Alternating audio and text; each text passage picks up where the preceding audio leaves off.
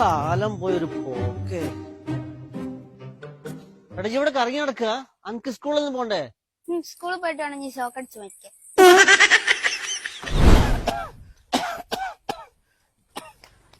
അല്ല ഇവിടെ നല്ല ഡോൾബി സിസ്റ്റം അയക്കണല്ലോ നിങ്ങള്. സുഖമില്ല.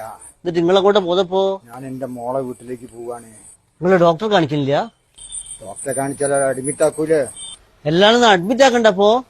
എന്നിട്ട് വേണം നമ്മളാ ബിൽഡിംഗ് പൊളിഞ്ഞ് വീണിട്ട് അവിടെ കിടന്ന് മരിക്കാൻ്റെ. നിങ്ങൾക്ക് നല്ല സന്തോഷമായല്ലോ നമ്മളെ കിടന്ന് മരിച്ചിട്ട്.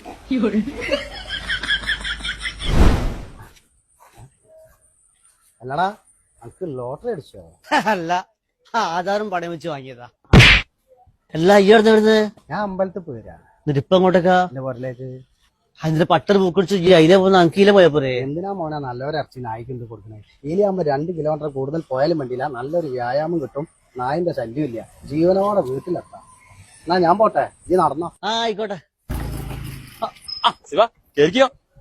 എല്ലാം ഇത് എന്ത് തേങ്ങ കച്ചവടന്നില്ലേ? ഇപ്പൊ നിങ്ങളെ സമയല്ലേ മോനെ? ഒന്നും പറയണ്ട ശിവ, പീടിയിലൊക്കെ നമ്മള് പോണത്. 1/2 കിലോമീറ്റർ പോയാൽ നമ്മളെ പീടിയെത്തി.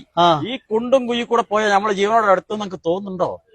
അതിനെ കൊണ്ട് ഇപ്പൊ എന്തായി, 2 കിലോമീറ്റർ ചുറ്റിയിട്ട് നാഷണൽ ഹൈവേ കൂടെ പോണം.